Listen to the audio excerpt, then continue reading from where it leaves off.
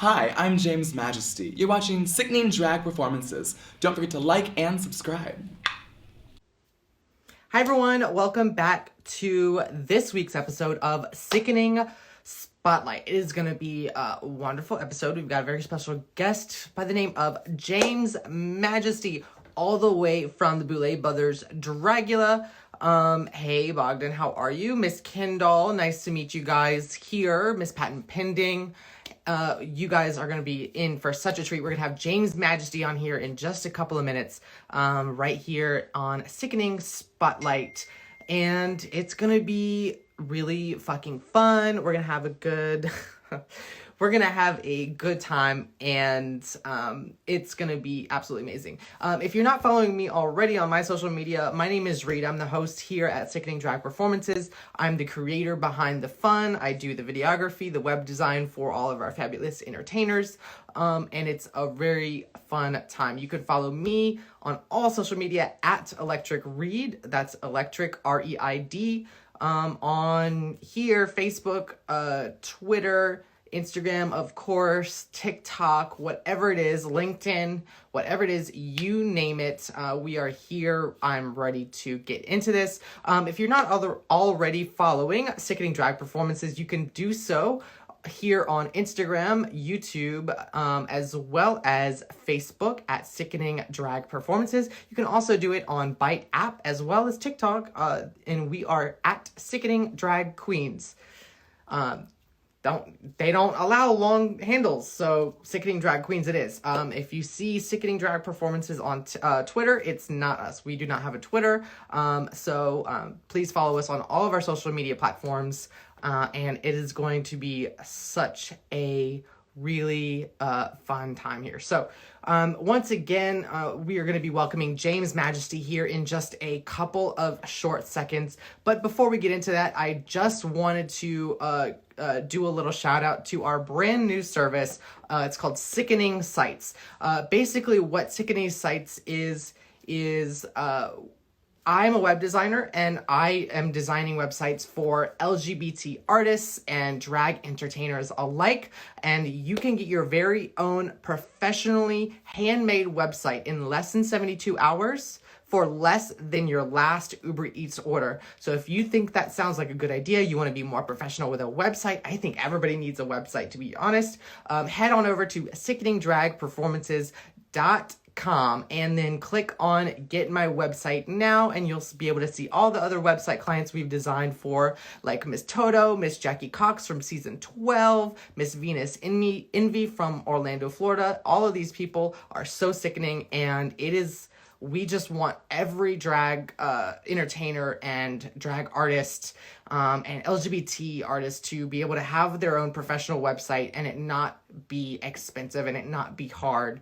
You shouldn't have to know how to build a website to have one, and it shouldn't be expensive if you want one anyway. So with that further ado, we are going to be welcoming James Majesty here in a couple of seconds. You can follow James Majesty here on Instagram at James Majesty. They also do some really fun work on OnlyFans.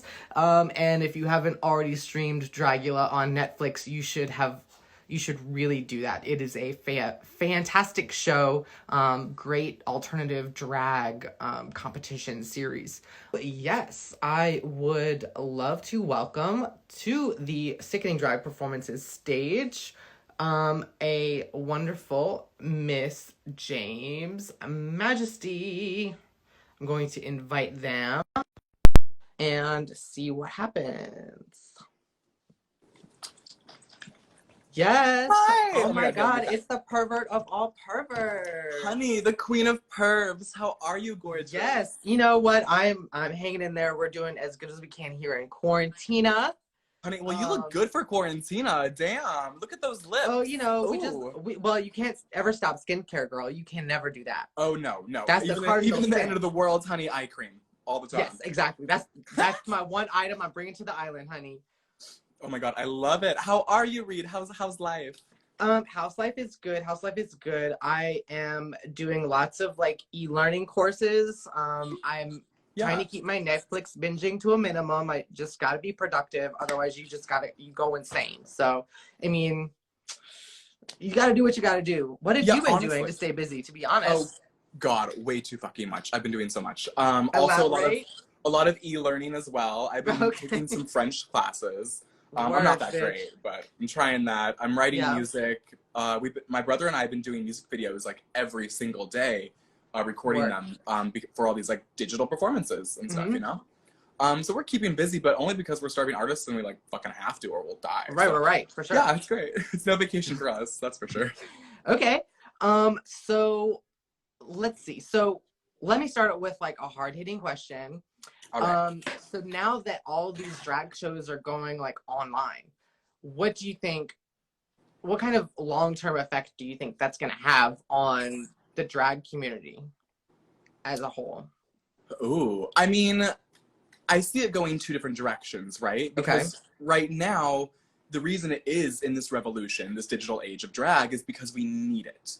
Mhm. And eventually we're going to hopefully get out of the situation, right, where this this virus clears up a bit, and we will go back to what people are going to start calling normal life. Right. But honestly, it will continue to keep playing on. I think it's gonna develop drag in the way that like even the boulets are doing it compared to Drag Race, where they Mhm. give you a full floor show, not just a runway. I Mhm. think digital drag is going to make all queens kind of just step it up with production, with camera know-how, lighting, understanding Right. your audience analytics. I've seen an like instantaneous increase in the overall production quality of things that I'm seeing on these online shows. Exactly. Which I love it. I love it a lot. Makes me think bitches it's coming from my gig, but I mean to each their own. They are. They absolutely are, though. The thing is, everything digital now is going to blow up, and it's going to continue to spiral. But I think we will get back to a time eventually when, you know, the club scene is the main drag scene again. Mhm. But it's going to be hard because people are going to be scared to go back out right away. You know, it's not going to be, Yeah. It's hey, gonna you're be going like to a Mickey's tonight for slow- Showgirls. Yeah. Woo! Like, Mhm. people are going to be cautious. They're going to Uh-huh. wearing condoms more often. Well, let's hope. I think that especially for like, you know, every day we see kids, you know, younger and younger and younger being into drag, and we're seeing more and more like parents being totally fine with that. So I feel like that is going to be a whole nother section of their drag community, is like these, you know, I don't think there's a Well, you're name right. for this I mean, whole like young drag queen community yet. I mean, just look at Trixie Mattel. She had already brought the drag into like a new genre, like giving you the kid, the youth, the children, right? They are our future. She led them, whatever. Fuck it. Like Trixie did that. She really did that. But now the digital drag is putting them literally every drag queen in everyone's living room. It's changing the game, and it's much more accessible. You're right. I think parents are going to be able to control it less than they were before. Because before, take them to a Trixie Mattel drag show, age 5 and up, right? Yeah. It's a party, it's a good time. But on the internet, bitch, you don't know what you're gonna see. Yeah. Like, it's gonna. You don't know if create a you're gonna turn on challenge. YouTube and see James Majesty putting a lollipop up his butt. No, but you'll see that on my Just for Fans, Mr. Majesty. Yes, bitch! Plug that shit. Thank you. Oh my god, that's where plug WAP come from. Okay. So I want to ask you some questions about the filming process of Dragula. Obviously I will it looks answer like whatever I'm legally allowed to. Well, for the most part. So you guys were in like a studio for the most part, right? That's hard to say. What do you mean a studio? Like a sound stage, like a set. Somewhere that was made for TV production. No, we were in the original Broadway theater. Okay. So the very first Broadway theater before New York had their Broadway, the one downtown, the Globe Theater in LA, is where like Marilyn Monroe has her box and Charlie Chaplin has his box. So we filmed the whole show just on the stage. Okay. It's literally just a nightclub. Yeah. How do you think, I mean, obviously we're both kind of connected in the drag community, so we have ideas about how like the RuPaul's Drag Race franchise is filmed and created. How do you think the filming process of Dragula is technically different from filming a show like Drag Race? You mean technically? Like technology wise? How it's different? No, just like more of like the process of shooting the show from the talent's perspective, like how you think it would differ from, you know, being a contestant. Yeah, well, I mean, on Drag Race, you can sorry, my brother's over here like peeking and looking at what's happening.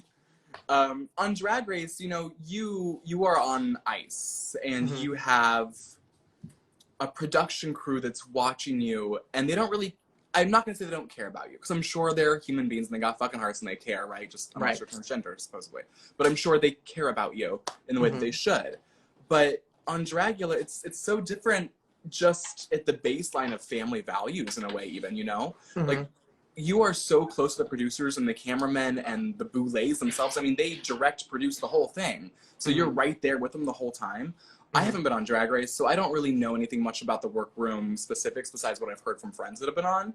But what I've heard is RuPaul, you don't really get to talk to them. You never get to hang out with them. It's only when it's convenient for RuPaul when RuPaul needs camera time, you know? Right. The boulets don't give a fuck. They'll walk out with half-ass drag on looking crazy and be like, hey, girl, you need help with this. And they're real. They're actually people who care and want to help.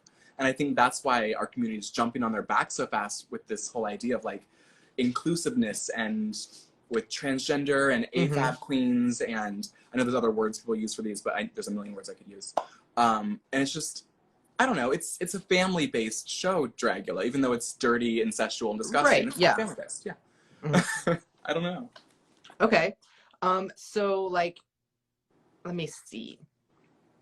So, as far as, like, the whole online part of drag becoming more, I guess, accessible for a larger audience, what do you think? I mean, do you think there are drawbacks? Do you think, you know, there are any, or do you think it's mostly just positive, you know, things that will come out from this? I mean, I personally, one of the cons that I see coming is that there might be less of a, I mean, there might be more, could be wrong, but I think there might be less of an urge to pay for drag content. I don't know, like, not necessarily like pay for a Netflix subscription to watch Dragula, but like if you like have a cover for a club, things like that. Yeah, like I think that it's going to be less of a sell to try and make sell drag in that way. I don't know. See, I think you're right. That is a very good possibility. However, you know, the people that are tuning in to watch these shows already, if you are remembering when these live shows are, because they're every hour, every day, right? And it's really the fans that are actually wanting to see their friends performing. And I know it's all donation based, so there's no actual door fee for the digital shows, but I feel like, you know, they want to support, and that's why it's doing well, is because our community wants to help out. And I feel like when we get back to it, even right away, I doubt bars are going to be going like, oh, $15 covers, because they're going to understand too. It's, I don't know. I see mainly good from this, honestly. I want to see some bad from it, and I fucking try, because I'm a bitter person. I've been trying to figure out, like, how can I fuck someone over and become better? But honestly, this is good for everyone. It really is. I mean, there's so many people out of work, and now they get, even if it's just a few dollars being tipped, you know, they get to express themselves, be themselves, and make money a little bit or whatever. Try doing it. You know, it's, I don't know, it's weird. I have been very on the fence myself about even performing digitally. I at first said, fuck no, I ain't doing that shit. Because, I mean, you've seen my shows, a couple of them. You know what I'm you like. Get into it. I am an ways. atmosphere person. I am, the room is turned on, there's things in my butt, and someone's getting slapped, and my mom or my grandma's being escorted out of the building, kind of, you know? Literally, and that's the last time last time I saw you, my grandma was being escorted out of that club. Oh my God. But, like, that's just, what was I saying? I'm a little stoned.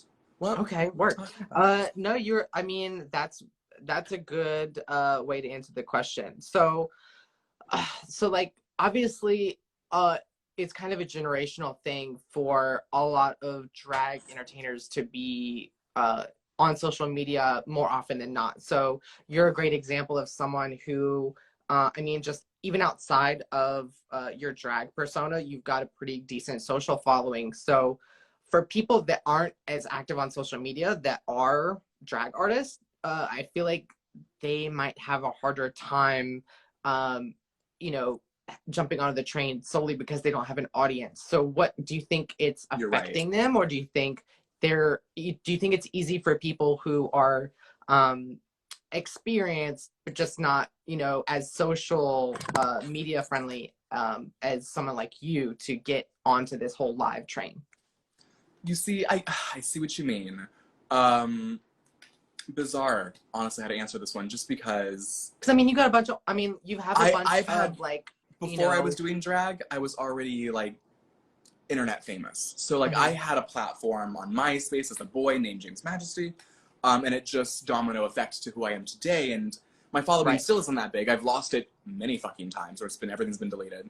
But like it's not that big. But I am very privileged in the fact that like, you know, I put it out there that I needed help when this whole shutdown started, and my fans were instantly there to help me, and they pulled through. And like, you're right, there's a lot of younger queens or rougher around the edges, maybe new queens who maybe don't have the whole skill of social media yet, but they understand that they want to perform. And so they're getting on Instagram and they're going on their live feed and they're doing all these live shows like we are now, but they're not making any money. And I know they're all confused to why. They don't get why no one's tipping them. And it's because they have to now become not just a performer. Everybody at home, no matter what you're new or not, you have to become everyone a has to be a social media marketer. Well, it's that, but you have to be a producer. You have to produce your own show. You can't just follow the bandwagon right now. And I have a lot of friends who have all these Instagram shows, and I'm watching them going, this is cute, but like one person's up here going, the other person's performing, and no one's staying in the room because it's confusing to what's happening. Like people like Bitch Pudding, for instance, fucking slay. She's killing it. She has the Twitch game under her thumb because she was already a Twitch queen. And you know, now she is pioneering digital drag. I am so proud of her. I'm so excited for her. I think Bitch Pudding is going to be one of the biggest changes to drag in this next decade, to be honest. I think Trixie Mattel, Bitch Pudding, RuPaul, and then me. The girl who puts things in her butt. I'm so grateful. Bitch, this hair. I'm gagging. Do you like this? Thank you. I believe this is an art away. Very nice color. Thank you. It was during my my only wear red hair phase. This was my blonde root day. I was like, I need to get my roots done. Heard. Yeah. Okay. Thanks. So like, speaking of, what are some of your favorite pieces of drag that you have? Ooh. A lot of times this is like the hardest question. Favorite piece of drag that I have. Wow. You know, I don't have it with me, but it's my I'm trying to like quickly come up with like anything from Dragula. Is it the Majesty neck thing? Where I choke people?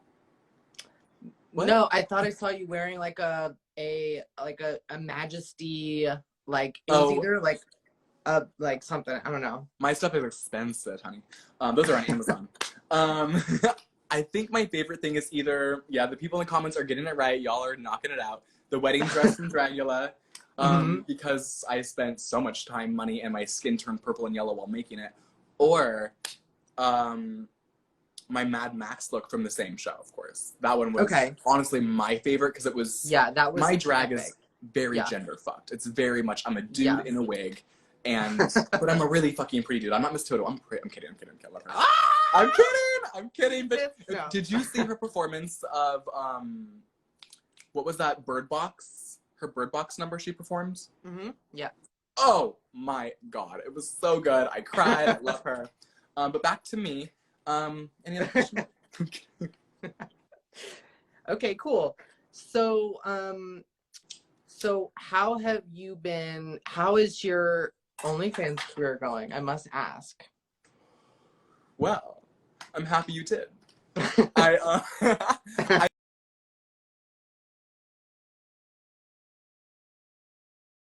trained since like a year ago. Myself online, first time ever. Kidding, clearly. But it's going well. I mean, I'm coughing from the smoke, one second. I'm not putting a lot of effort into it, to be honest. Okay. Like, if people want to come see me naked, it's $7, and the price is never going to change. But I'm also not going to answer any fucking private messages, so don't message me. Like, that's where I'm at. Like, I have it there, and my best hole pics and my best dick pics are on there, and I'm going to be adding more to it every week. But like, I'm not like fuck it. I'll post a boy picture every other week and be like, OnlyFans, go to it. That's it. Okay. I'm not changing the price. I'm not doing deals. Like, I'm just there to finally have a place to put them, because they've been free everywhere forever. All of my nudes are always been. I've never sold a nude. I've sold myself, but not a nude. How weird. Yeah. Okay. Let me think. I have asked pretty much the hard-hitting questions. So you are doing lots of like music video content.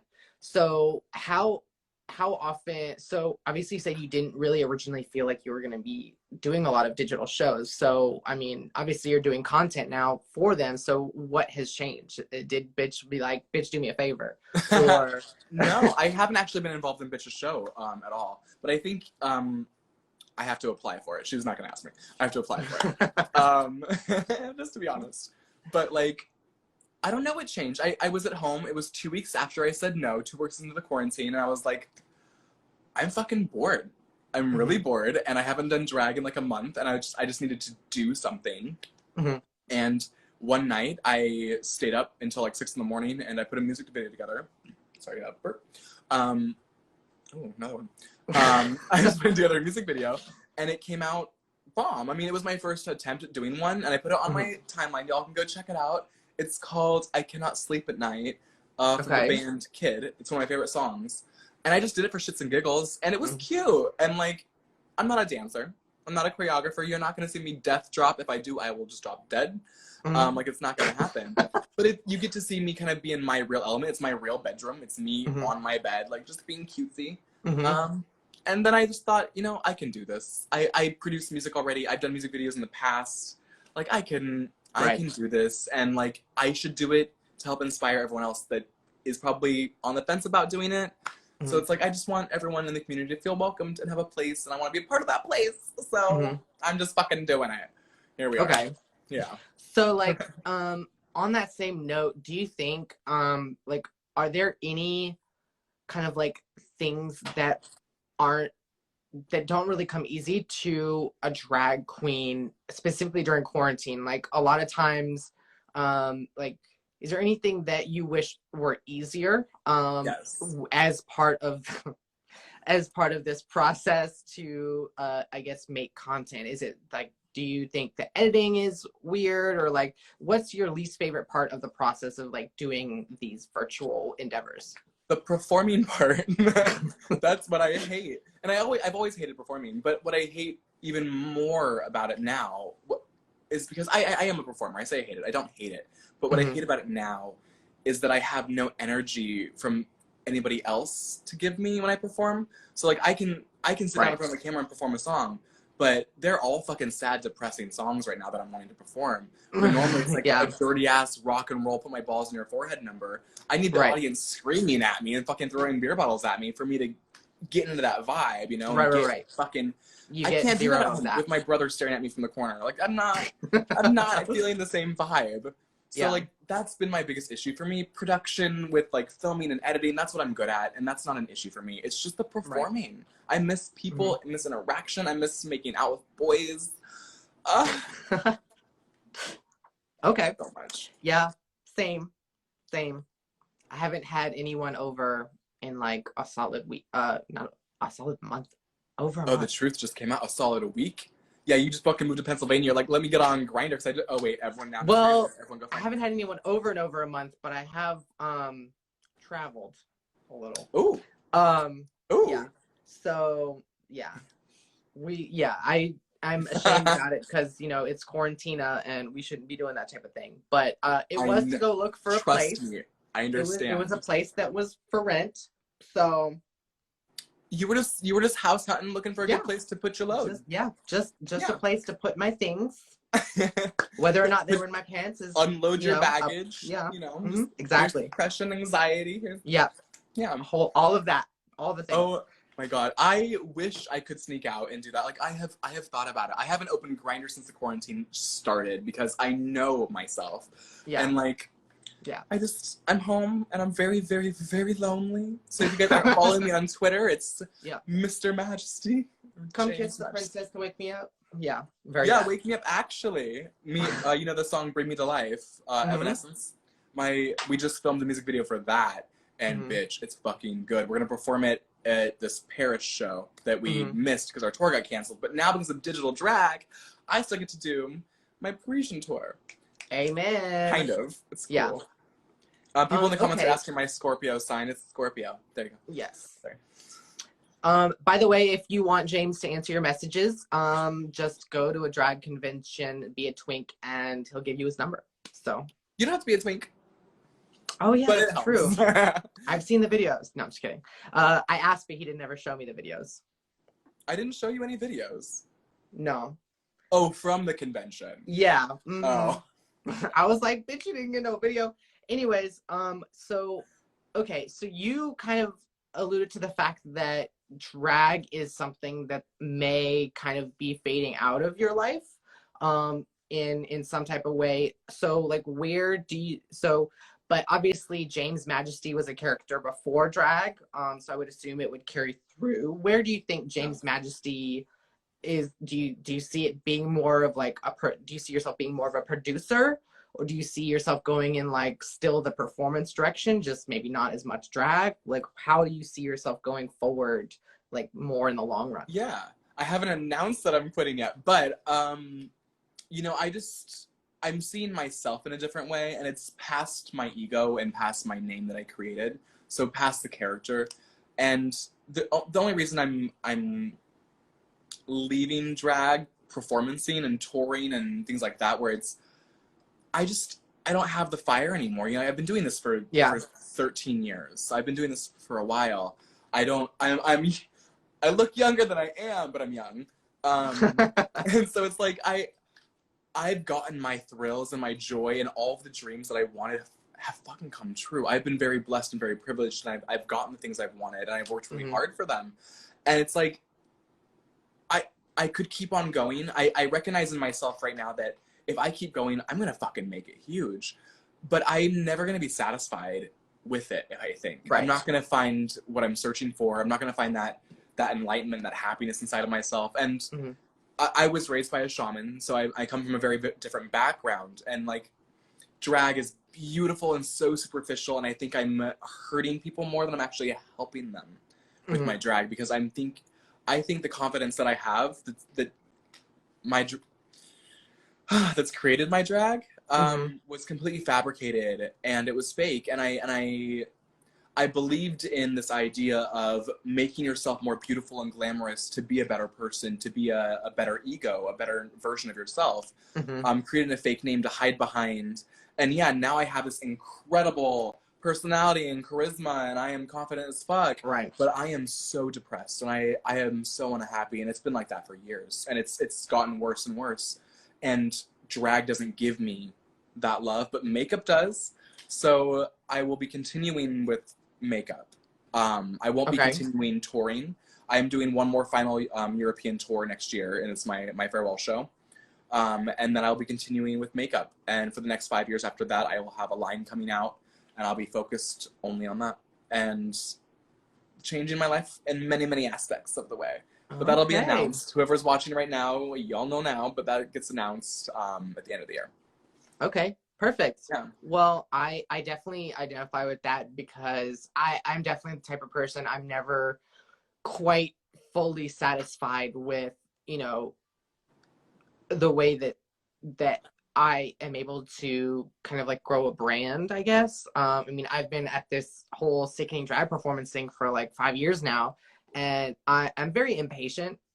So it was very like, why isn't this working? Like, why don't people just automatically hopping onto the train?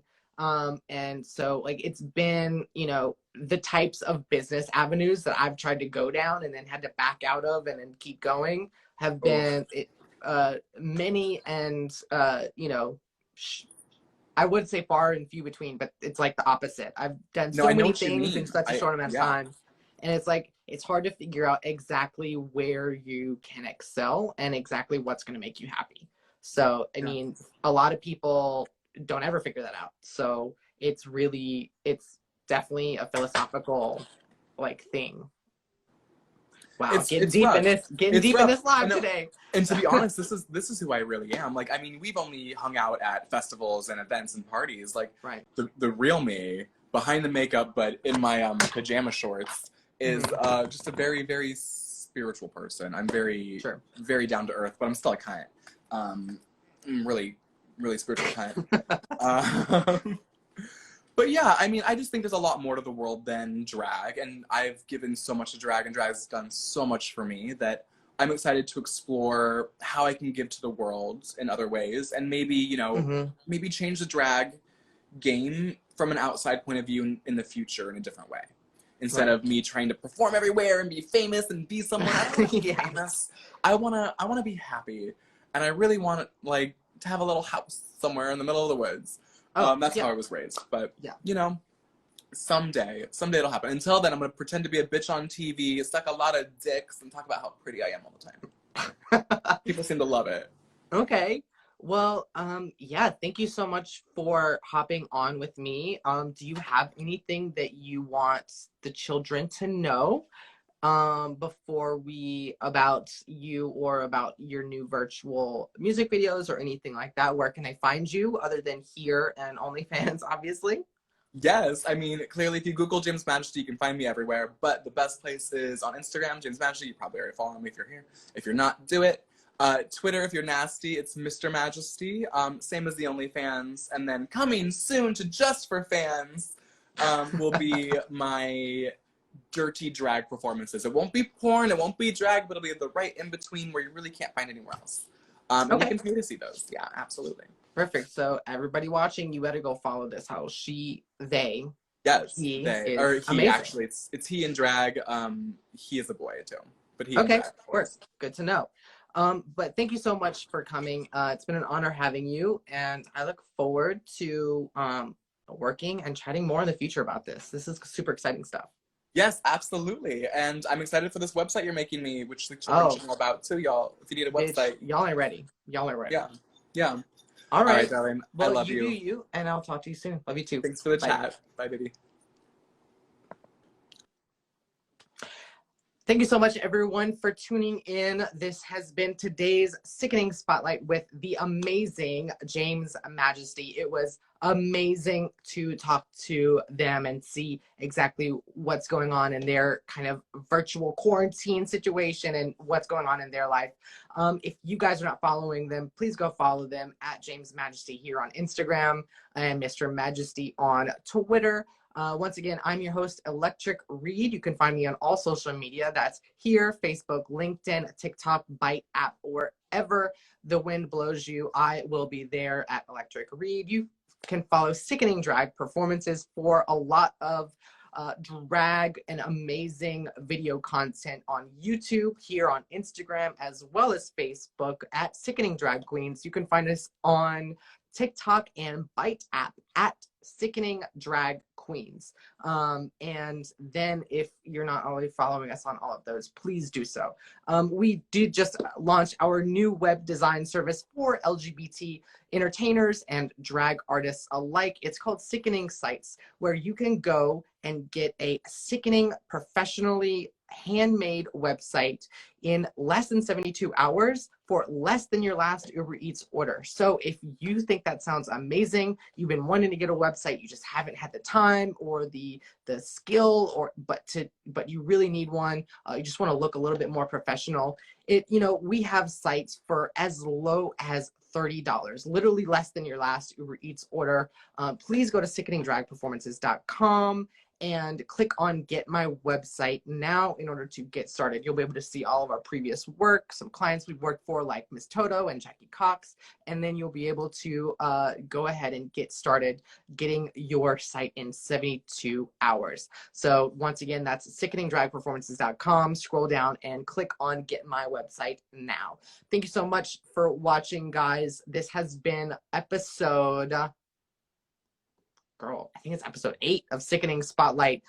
If not, please don't come for me. I am just a little old me. If you are watching this now, you can catch this actual live Sickening Spotlight up on YouTube on the next day in 24 hours.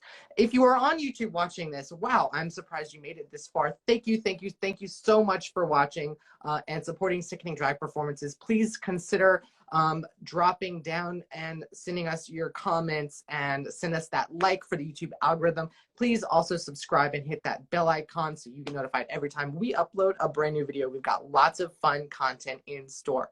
Everybody, thank you so much for coming today and have a wonderful night. Bye. Say sickening.